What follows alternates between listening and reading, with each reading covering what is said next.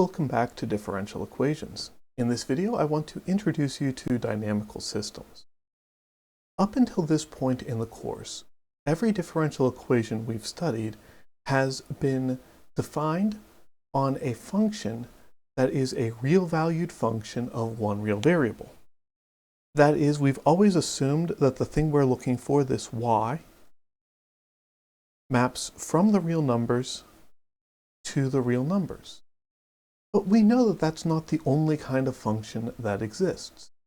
So we want to try to expand our thoughts a little bit. And the way we're going to do that first is to think about a vector-valued function. I'll go ahead and call r here a function, which is going to map from a single real number into multidimensional real numbers. And for ease of use, we're going to look primarily at two-dimensional vectors, so things that happen in the xy plane. We're using that limitation very specifically because we can draw things in the xy plane on a sheet of paper. If we go into 3 dimensions, it becomes a lot harder to track things. We will touch on that, but it'll be a while before we get there. So, thinking about what you know about vectors, we're going to think of this as r, some function of t. And it will have components. We'll go ahead and call them x of t in the x direction, and I'll use unit vector notation, so that's x of t I hat, and then y of t j hat. There are a number of equivalent competing definitions for the phrase dynamical system. The one that we are going to use in this course is that a dynamical system is a differential equation involving a vector-valued function. And some of the other definitions will come up and we'll see why they are equivalent later on. But for right now,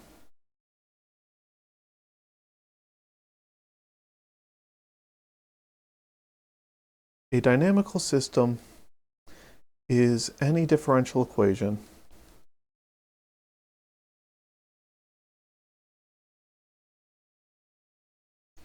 involving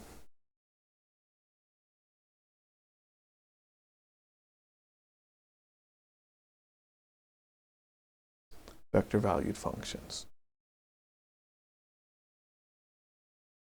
A first-order dynamical system then might be something we can write by taking the derivative of our function r of t. And you'll notice I'm using the dot notation here for the derivative. The reason for that is very simply that when I write r prime of t, the vector hat and the prime symbol tend to run into each other, and one or the other gets lost, so dot notation just makes it a little bit easier to see. All right, but we want a differential equation, so this r of t is going to be equal to something. That something has to be a vector, and it might vary based on the value of the vector itself and or value of the independent variable t.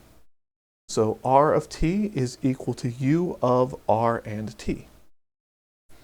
And then we can turn our dynamical system into an initial value problem by further claiming that r of t0 is equal to some r naught.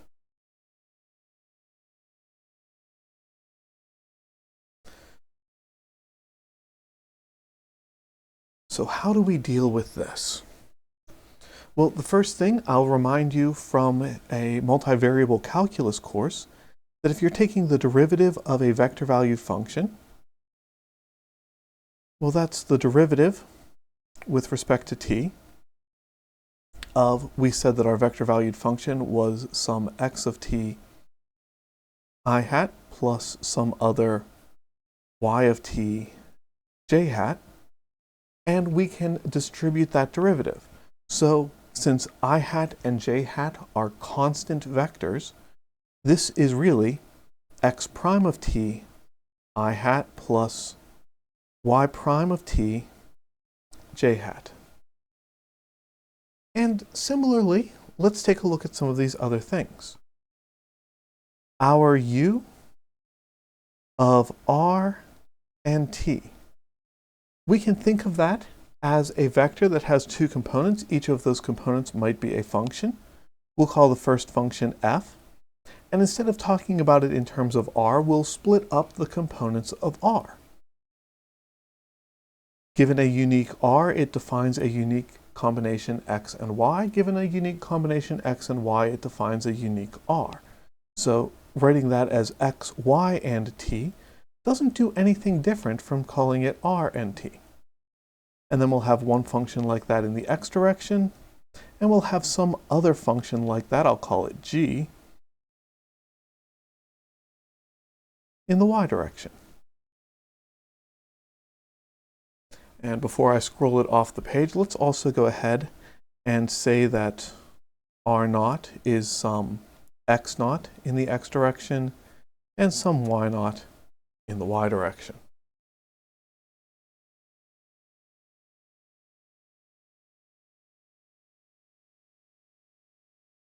Now that we have all of these things written out, then we can take our derivative of r is equal to u and split it up in components.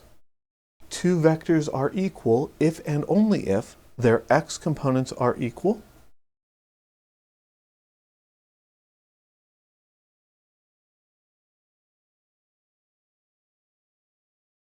and their y components are equal.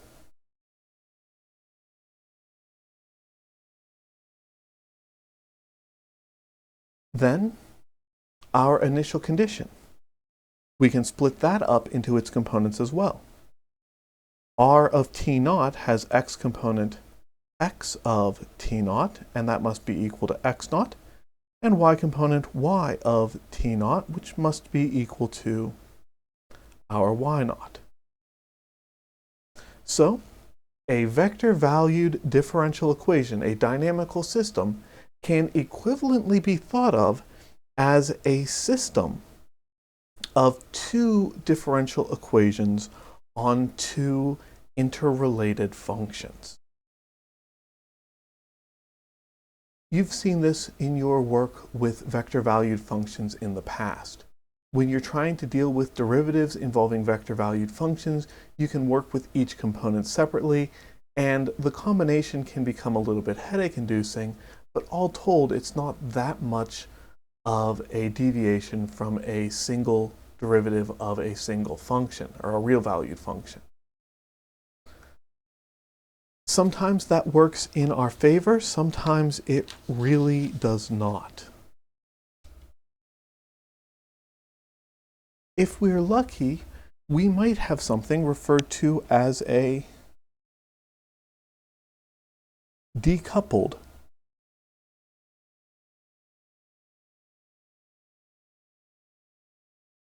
dynamical system.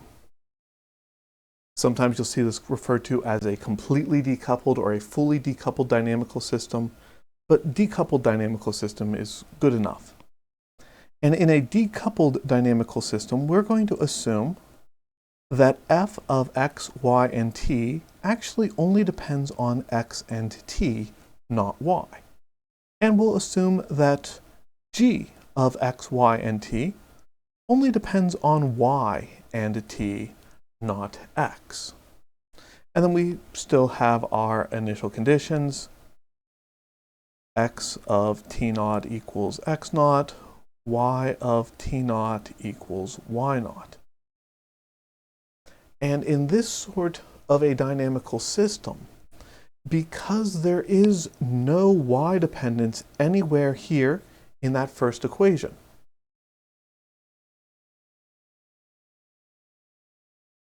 we can solve that as an ODE, an ordinary differential equation. We can couple it with our initial condition to solve it as an ordinary initial value problem. And then, since the second equation has y and not x, we can also solve that equation as an ODE, and again, couple it with our initial condition to solve it as an ordinary initial value problem.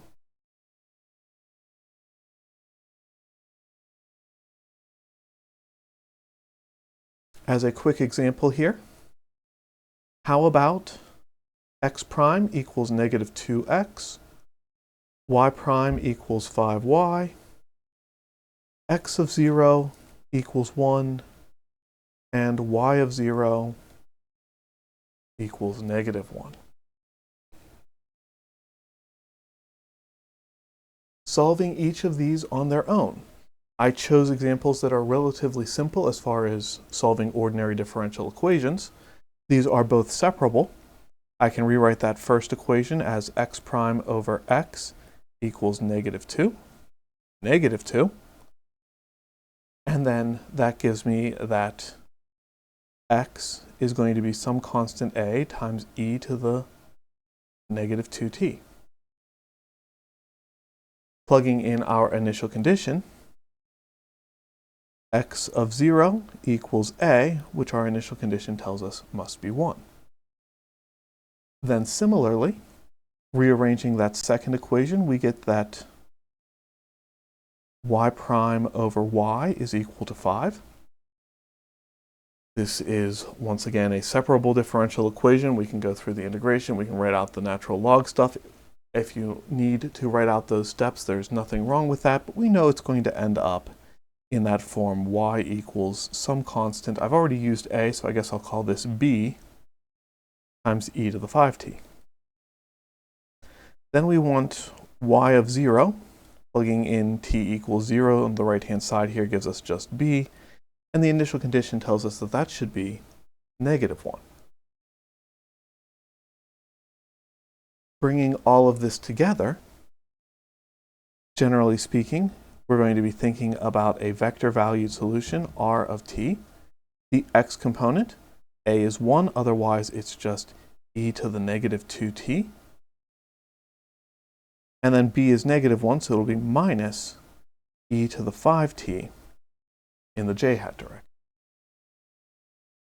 And yes, a decoupled dynamical system really is not always that easy.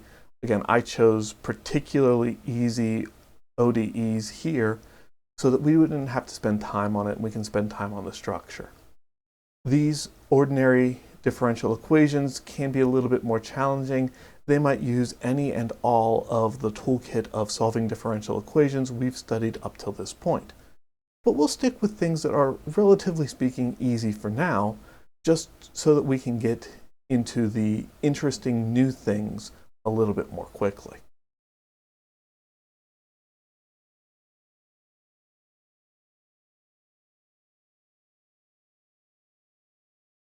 I said when I introduced a decoupled dynamical system that sometimes these are called fully decoupled, completely decoupled, entirely decoupled, and so on. And the reason we need that naming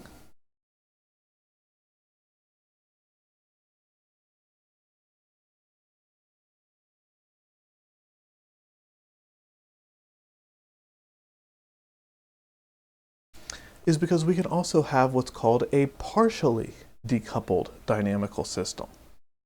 In a partially decoupled dynamical system, one of the differential equations has the nice behavior, the other one does not. Rather than trying to write that out because it can take any of several forms, let's just jump straight into an example where I have that x prime equals 2x plus 3y, and I have that y prime is equal to negative 5y. And we need some initial conditions as well. X of 0 equals 2, y of 0 equals 3. This is not a decoupled dynamical system. We can't just arbitrarily go wherever we want to start.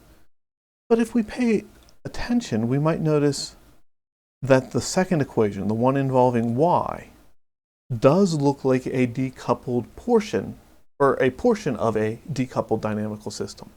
This equation involves y and not x. So even though we can't do anything with the first equation just yet, we can solve this second one.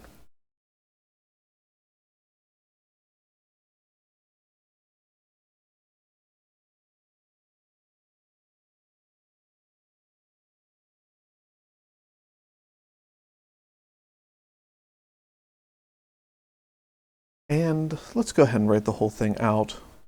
Y of t is going to be 3e to the negative 5t in this case.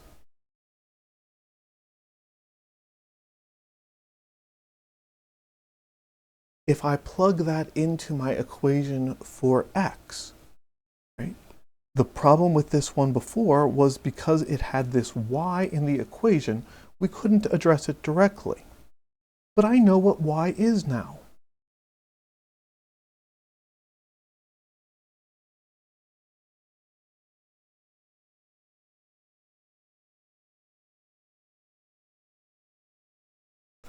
All right, cleaning this up a little bit.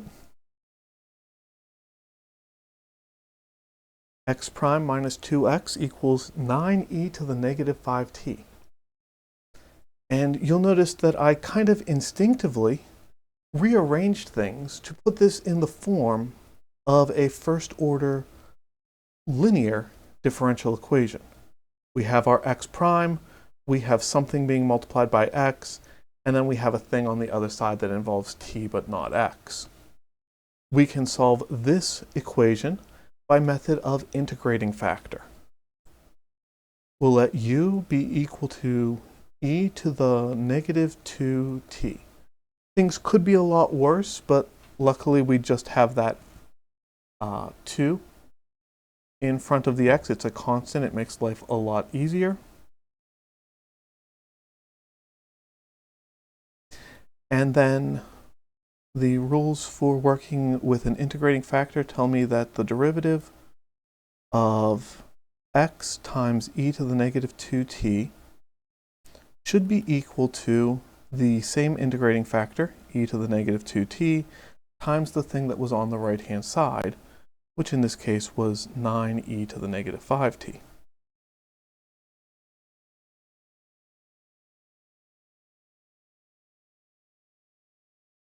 Cleaning that up a little bit.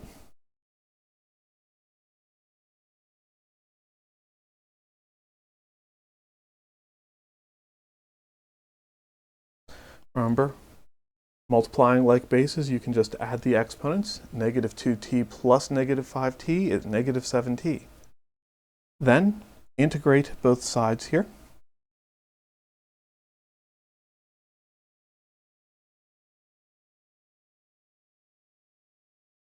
And that integral is not that hard to work through.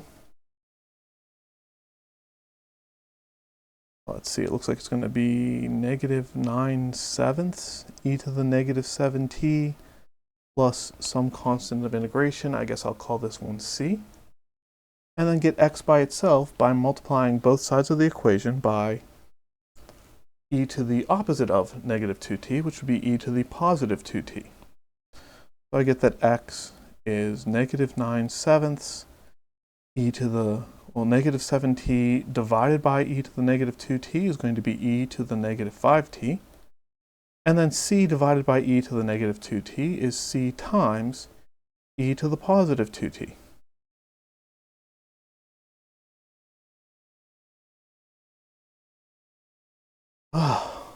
First order linear differential equations. Not our favorite, but we can do them, and that's what matters. Scroll back up, remind ourselves that there was an initial condition up here somewhere. X of 0 equals 2.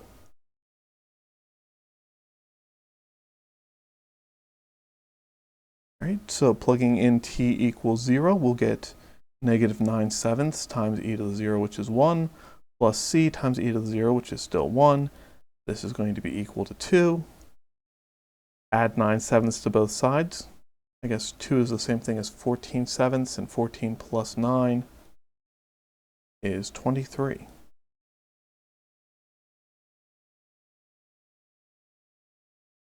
Right. I don't want to lose my y, so let's copy this so that I can make sure it stays on the screen with everything else. Drag it way down here so I can scroll down and bring everything together. My x term, I have that x is negative 9/7 e to the negative 5t plus our c, which we just found out is 23/7, times e to the 2t. That's all my x terms, so we'll put that with an I hat. And then my y term was just 3e to the negative 5t. We'll put that with a j hat. Nice, straightforward, annoying, but straightforward. Right? Really nothing new here. I'm solving first order ordinary differential equations. We learned how to solve first order ordinary differential equations at the beginning of the course. The only thing that's different is because I have these coupled equations, I can take one solution, I can feed it into the other, and then I can remember to wrap everything up in a nice bow and write my solution as a vector-valued function, which should have a vector hat. All right, that's enough of me talking. How about you do some work now?